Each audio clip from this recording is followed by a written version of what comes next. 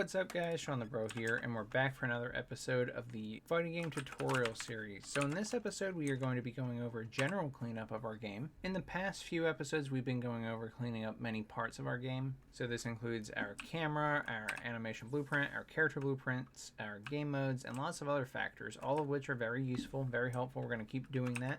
And we're doing that so that we can get to things like rollback netcode and make them much simpler, much easier. We don't have ugly code, we don't have slow code. We're improving it so that we can get away from all that. Another thing we can do to improve our code is to do general cleanup. This will be a very simple episode, but we're going to go through and make sure that all of our stuff is using initializer lists, which I've talked about in other episodes and I have a standalone episode on. So we'll make sure we convert our classes to use that initializer list in this episode if we haven't already. And we're also going to go over include order, cleaning that up so it's easier to know what we have included and we can remove things that we don't need to include, because if we have extra includes, our compile times are longer. So it will get us into the game faster if we do it correctly. And there's a few other things that we'll be cleaning up while we're going through our code as well, but this is just going to be a general enhancements for all of our classes episode. And I'm looking forward to getting into it. Now, if you want to get caught up in the entire series and see how we've done things from our projectiles, our special moves, our round timer, and a lot more, I'll link you to the entire fighting game tutorial series right here in the top right corner. You can check out how we did all of that. Alternatively, if you only care about cleaning up code and just clean code in general, that's perfectly fine. You don't have to watch the rest of the series to follow along with this episode, but I do recommend you watch some of the other cleanup episodes because they have a lot of nice things in there, a lot of improvements we've made over the series, and I like to explain why these are improvements, what the benefits are. That way you can understand going forward the right mindset for coding classes and just C++ in general. And I think you'll find that helpful. I'll link the first episode of cleaning up the animation blueprint right here in the top right corner. And with that out of the way, we can go ahead and get started. Now this is a code and blueprint tutorial series. We're going to be focusing on cleaning up the code today, specifically going through all of our code classes. So to do this, we can go to our code. I mentioned the initializer list earlier, and I know I went over the initializer list and why I converted it. Again, I have a whole episode on that, but basically the reason you want to use an initializer list when you can instead of doing things in the constructor body is because these things are created when the class is created. So the class already creates the memory for these objects, and we're just using that memory. When we perform an assignment in the constructor body, we technically perform a copy to fill out that data, and it's perfectly fine. It's typically very minimal. You probably can't even realize it unless you're spawning a lot of that class. But still, anything that we can use to improve our game that is really easy and low-hanging fruit like this is, where we can just grab it and change it, I think is worthwhile. We don't have to go to insane levels, but changing things over to initializer list is pretty easy.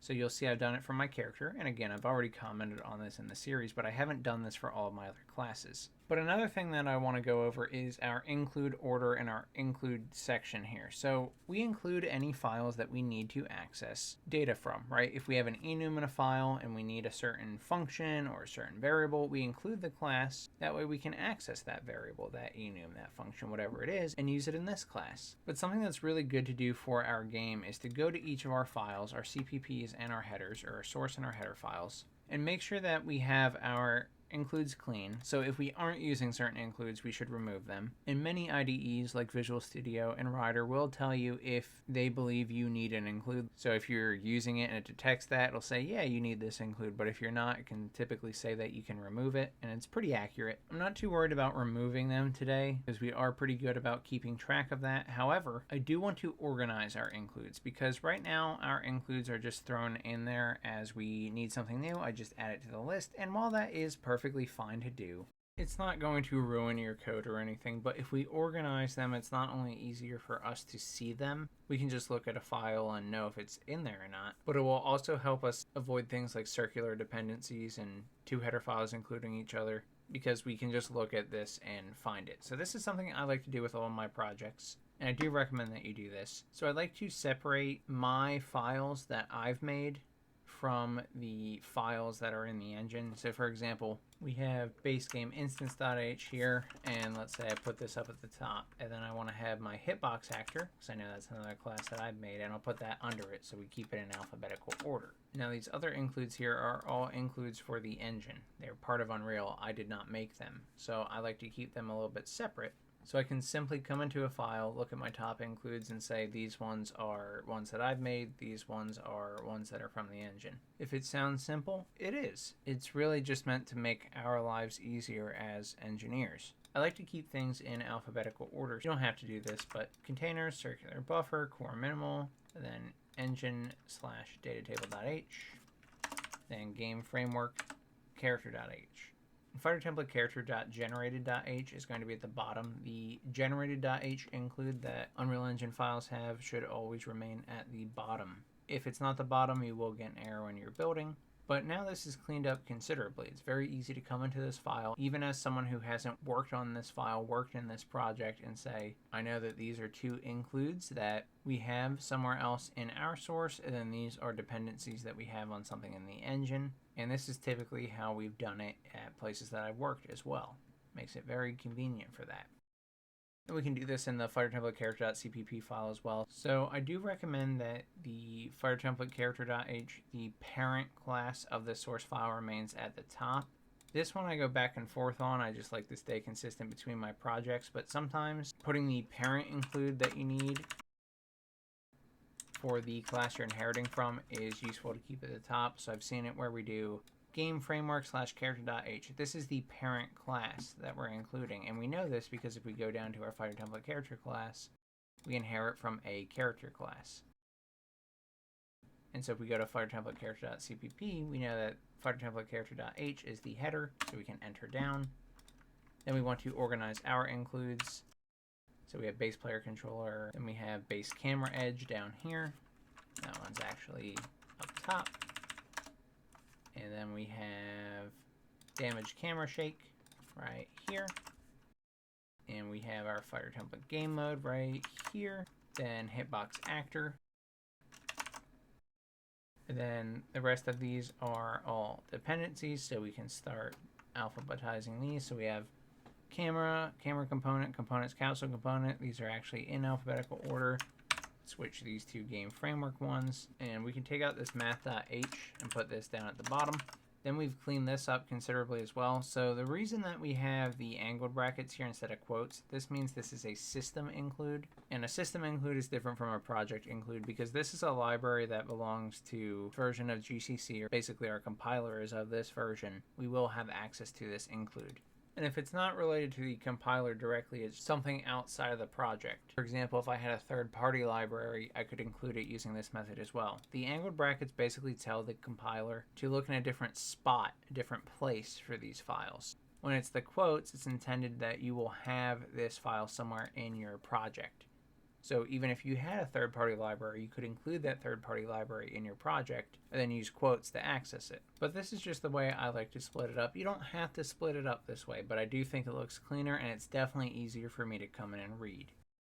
So I can go through all of my files and do this. If we go to base AI controller, that one just has the header, which is the parent, and that is good. If we go to base AI controller.h, we can look at these and we can see that base AI controller derives from AI controller.h. So this is now the top one. We can enter down and we can put our includes in here. So fighter template character is the only include of mine.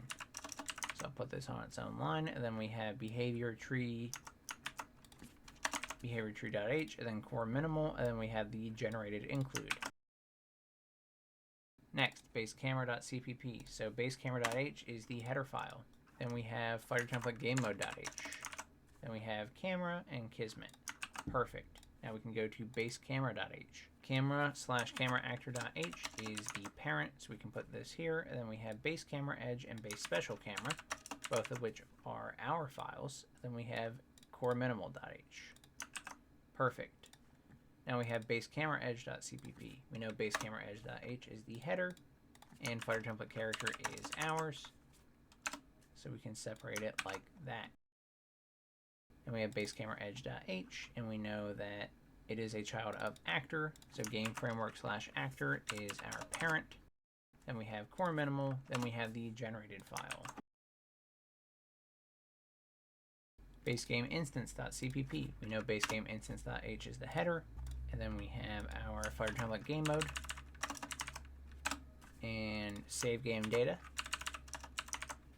These other classes are Unreal classes, so let's organize them. And there we go, they're alphabetical order. Now we go to base game instance.h. And we know that engine/game instance is the parent. None of these includes are ours, so we can just simply alphabetize these. So component/audio component core minimal, engine/data table, interfaces online session interface, and then the generated file. And then we can go to base game state.cpp. We haven't really used this one, but the header and the parent is base game state.h, so that is valid. And even though this is a base class right now, we haven't done anything with it. Same rules apply. So our top include is our parent, game state base, and then we have core minimal, and then we have base game state.generated.h. Base player controller.cpp. So base player controller is the parent, and then we have 2 for the engine. Now go to base player controller.h. We know that player controller.h is the parent. Then we have 3 here, which are all of our classes. Character, game mode, widget navigation interface. Then we have 2 for the engine, and then we have the generated file. Then we go to base projectile.cpp. This one already has the 1 include, so we're good. Base projectile.h. This projectile is actually a child of pawn, so include game framework/pawn is the parent. Then we have core minimal, then we have the generated. Now base special camera.cpp. This one's set up. Clean up some space there. That looks a little bit nicer. And now let's go to base special camera.h. We know that this is a child of camera actor. Then we have fighter template character in here. Then core minimal.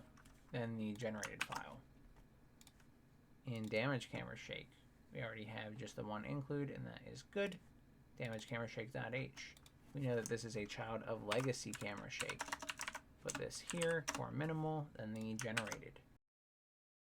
Fighter template build CS, we can skip that for now. And same with fighter template CPP and .h. You can look at these if you want. We haven't needed to modify these yet. You can add things in here. So if you want to, feel free to space them out and separate them the same, but we really don't need to. Then fighter template character CPP and .h we've covered. Let's go to fighter template game mode.cpp. We know that the game mode.h is the parent. Then we have fighter template character, and we also have our base game instance in here. Those are ours, and then these 2 are the engines. Then we can go to the fighter template game mode.h. We know this is a child of game mode base, so this is the parent. And then we have our fighter template character. Then we have core minimal. Then we have the generated. Then we go to hitboxactor.cpp, and we know that hitboxactor.h is the parent. Then we have base game instance and fighter template character. That looks good. Go to hitboxactor.h. We know that the hitbox actor is a child of actor, so actor is the parent. Then we have core minimal, engine data table, and then the generated. Then we can go to our individual child classes. I still have these in here. Even though we technically use the Blueprint versions right now, you can always use the C++ child classes if you want. They're just as valid, just not the route we went with to this point in the series, but the CPP has the right include settings. We can go to mutant character.h. We know this is a child of fighter template character, so we're actually including the game framework character here.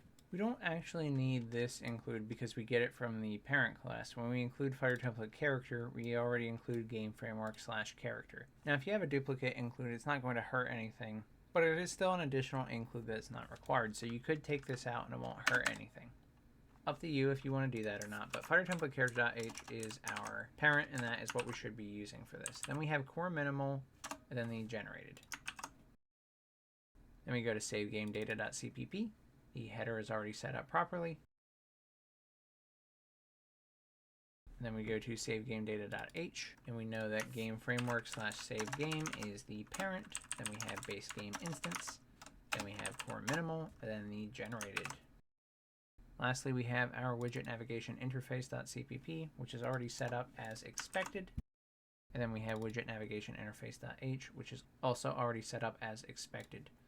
So now all of our includes have been converted, and when you go to build this or launch your game, it should just build and succeed without any issues. And we succeed, so we're good to go here. Now if you want, you can do what I was telling you about and convert all of your constructors to use initializer lists, and we can go through that together as well. We've already done the two biggest classes, so we can go to base AI controller and start there. So anything we're initializing in the constructor can basically just be set up in the initializer list. It is possible we missed a few variables and we didn't initialize them like we should. So if that's the case, we'll pick up on that as well. But otherwise, what you're going to do is go to your constructor. I like to format it this way, but you don't have to do this. The reason I format it this way is everything can be at the same indent and it's easy to read. I go over that more in the other episodes where I cover the initializer list, but basically we do :super, which just calls the parent constructor here, and then we put a comma, and then we initialize each of our values like this. And that's all we do. So base AI controller :super, parentheses, comma, space, and we'll say behavior tree is null pointer. We were already setting it to this in the body, but now I'm doing it in the initializer list, which is faster. It requires less memory to do so as well. Possess pawn is null pointer. Then practice state is going to be AI practice state, none. And you can actually just copy these flat out if you want.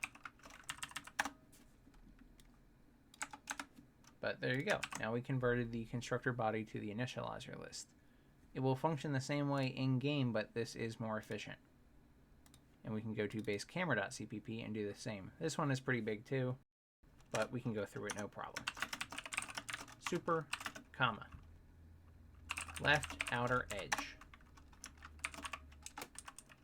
null pointer, right outer edge, null pointer, left inner edge, null pointer.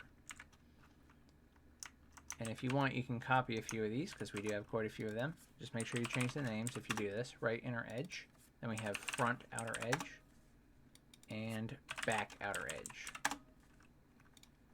We can get rid of this whole section. Then we have left max, and it's 0.0f. Right max, 0.0f. Copy it. Need to make sure we set front max and back max. We can get rid of this whole section. Current field of view, also 0.0f. Then we have min camera height, 0.0f. It's these two. But then we have max camera height, and it is set to a pretty egregious value. We can keep it for now if we want, just so that we're not modifying any of the logic, but that value is very high. Then we have our offset x-axis, and we want to use 550.0f. Then we have field of view modifier, and this is 0.12f. And min field of view is 45.0f. Max field of view, 85.0f. Get rid of all these. Then we have inner distance min. This is 700.0f. Then we have inner default, which is 200.0f. Outer default, 1000.0f. Outer offset, 200.0f. Depth default, 700.0f. Has set camera bounds, false. Now we can get rid of everything in here. And we'll leave that in the constructor body, and now we've successfully converted this to our initializer list. Now base camera edge.cpp. This one we're just setting components, so we can leave them in the constructor body. Base game instance has a lot. Let's go to base game state. We know there's nothing in here, so this one is fine. Base player controller. This has just a few, so we can set this up easily. Super, current widget is going to be null pointer. And then we have is input device gamepad, and it's going to be false by default. And we can get rid of this whole section. Cool. Then we can go to base projectile CPP. This one's pretty small as well. So super should be destroyed upon collision. False. Should display hit effect. False. Can be destroyed by durability. False. Can be destroyed by melee. False. Lifetime 1. Durability 1. Then we can take all these and remove them from the constructor body. Done. Converted. Now we can go to base special camera.cpp. There are no variables that we're setting in the constructor, so we can skip this one. Damage camera shake.cpp. All these values are inherited values, so I'm going to skip the initializer list. Then we go to the hitbox actor.cpp. This is another simple one. Super. So the hitbox mesh and the root component here is perfectly fine to keep in the constructor body, but the hitbox owner, being null pointer, and the is active being false, I'm going to take out of the constructor body and just leave them initialized in there. Now we can go to the mutant character.cpp. This is a child class, and so we've already defaulted the values in the parent class for the initializer list, so we're not going to put them in here. If you have variables specific to your child class here, so if I add a new variable to mutant character only, I can initialize it in the initializer list, but we're going to skip, and we can go to our save game data.cpp and super, comma, currency is going to be 0. Sound effect volume is going to be 1.0f. Music volume is going to be 1.0f. Preferred round time is going to be 99.0f. Preferred num rounds is going to be 2. Preferred infinite round time is going to be false. I'm going to skip the other things in here, just setting these arrays or these containers to have a certain number of elements in them. They can still be done in the constructor body, but the other ones that we already set in the initializer list, I'm taking out. Perfect. And now we can go to widget navigation interface, and we don't have anything in here. So the last one that we have is base game instance.cpp. This is a big one, but we'll get through it. So super, we have total currency 0, comma, num matches played 0, comma, num matches 1. 0. Current win streak, 0. Highest win streak, 0. Num matches played as mannequin, 0. Copy this one, just make sure you change them. Num matches played as mutant. Num matches played as vanguard, both 0. So we can get rid of all of these in the constructor body. Now, we're going to have 4 of these, one for each stage, or however many stages you have. So we're going to say num matches played on training room, 0. Num matches played on training room B2, 0. Num matches played on Trail of Y, 0. Num matches played on Furnace, 0. We can get rid of all these. Now our enum values, so we're going to say P1 character class, and this is going to be E character class, : E underscore default. And we're going to do the same again, no semicolon.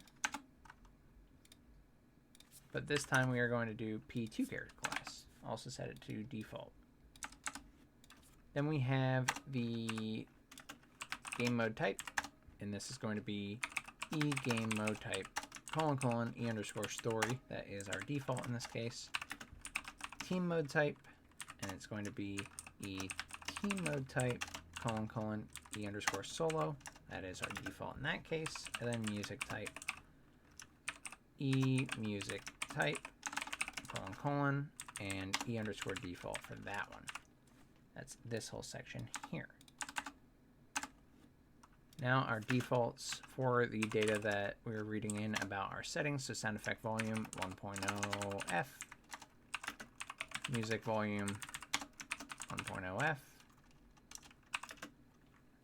round time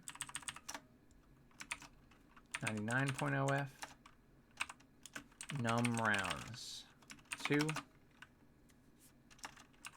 is round time infinite is false, is device for multiple players is false,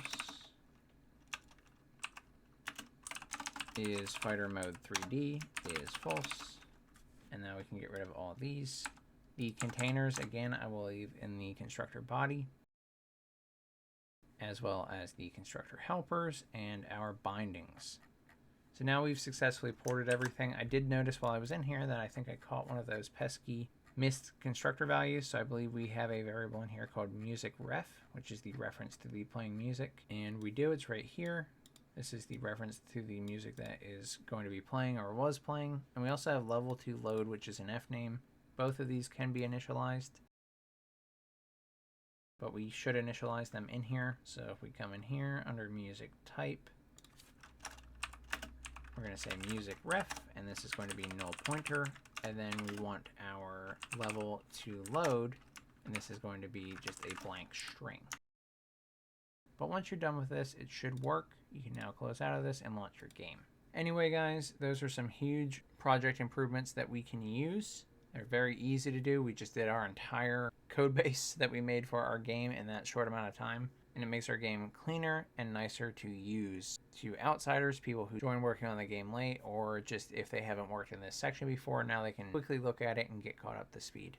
So I hope you enjoyed this episode on cleaning up your project in a general sense. And if you did and want to see more, please subscribe. It does a lot for the channel and benefits me greatly, which I really appreciate. If you want to support the channel further, you can check out the Patreon, YouTube membership, and Discord subscriptions to get benefits along the way. And of course, I appreciate all who have. Thank you all so much. If you ran into any problems following this tutorial or any of my tutorials, feel free to join the Discord community. There is a link in the description, and I would be happy to help you out. Thank you guys so much for watching. I'm Shawnthebro, and I'll see you in the next one. Goodbye, guys.